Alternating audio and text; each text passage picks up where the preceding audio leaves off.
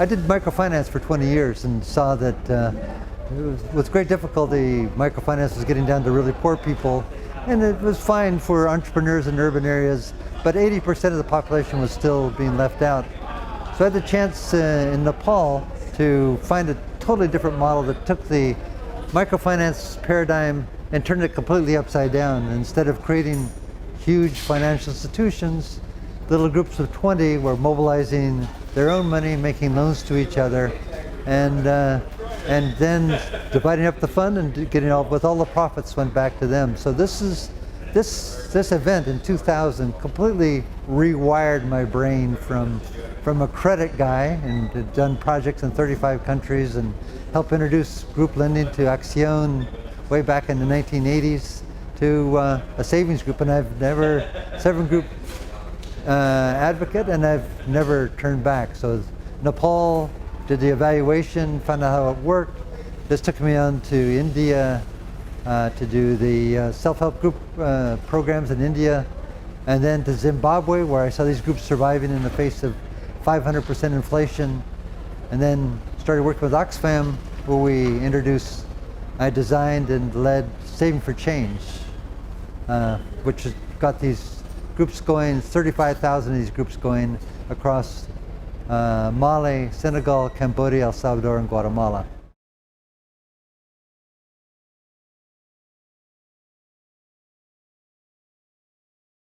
Well, it's kind of like, first of all, for most we're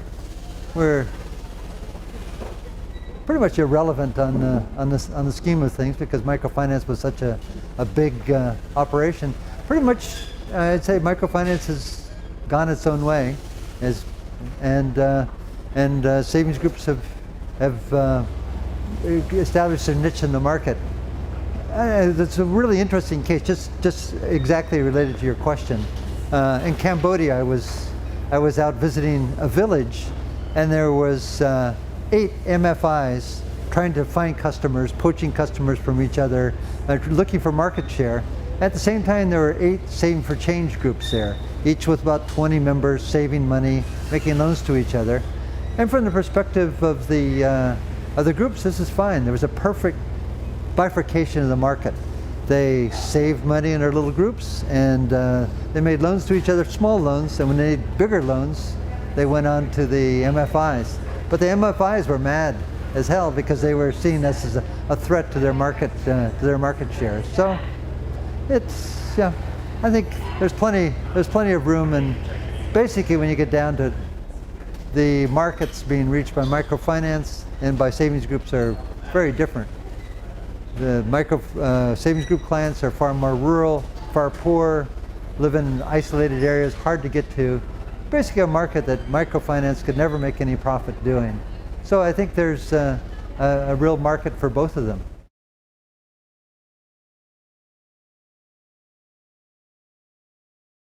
Well, when I got into this field, it virtually didn't exist, and that was the ancient days of, let's say, the early 2003. So when we really got started in this movement in 2005, there were about 1 million savings group members, most all in Africa. And now there's probably 12 to 15 million around the world. But in certain countries, it's really had a tremendous impact, and mainly in Africa, with actually, above all in Kenya, which is, you hear so much about mobile finance, Safaricom, all of this sort of business, but actually there are over 1 million members of savings groups in Kenya, and about 1 million each in Tanzania and Uganda, 750,000 altogether in Mali, another 700,000 or so in Rwanda. And interestingly enough, savings groups have far outpaced microfinance as far as terms of outreach, and have held their own in the face of, now everybody's so fascinated with mobile money, yet these savings groups are really doing a lot of what I call the heavy lifting of microfinance, holding each other accountable, saving, making loans, learning about this. This is actually the heavy lifting of financial inclusion is actually happening in these groups. And millions of savings accounts are being opened up, but most of these savings accounts aren't being used. So I think really there needs to be a reassessment so that to recognize the importance of this this part of the market. To me, it's been amazing that the whole savings group field has not gotten as much attention as I would imagine, because it's doing such a great job. But I think it's the institutional bias. If it's not an institution, it doesn't count. And what people are doing by themselves doesn't really count. And I think this is, the whole field really needs to change its focus as far as this is concerned.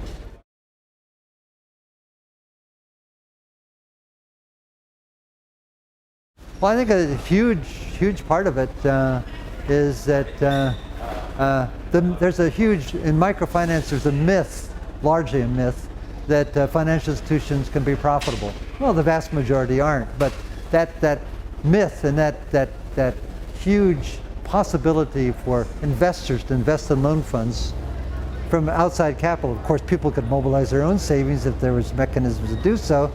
So the profit, investors, all this sort of thing. It's a great sort of love fest there. They can think that they're helping the poor while making a return on the money, but actually with far less money, you could actually generate enormous 30% returns on savings, but only for incredibly poor people in small villages and not for investors.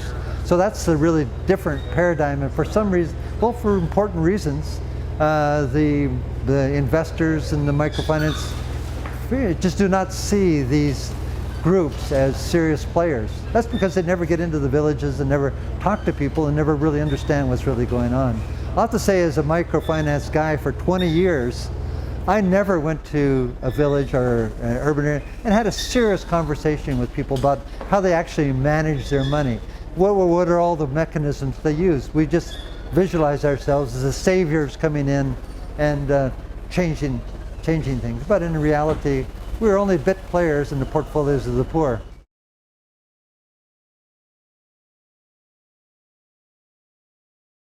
These informal institutions are, for most people, really quite adequate.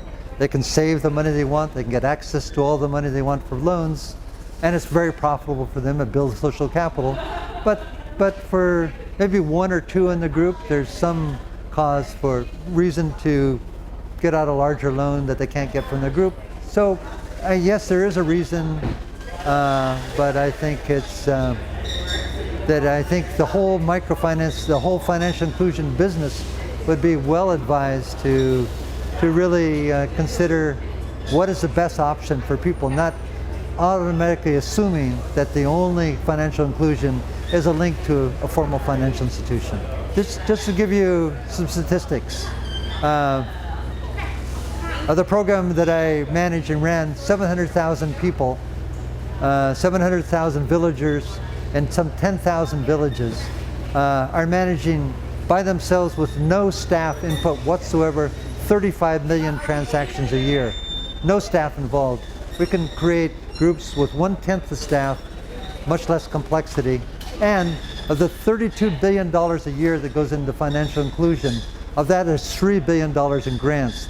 If the grants from just 1 year invested in creating financial institutions were invested in savings groups, this could easily translate into 200 million savings group members who would be generating within 4 or 5 years $10 billion worth of economic activity, of which $3 billion would be profits into the pockets of really poor people.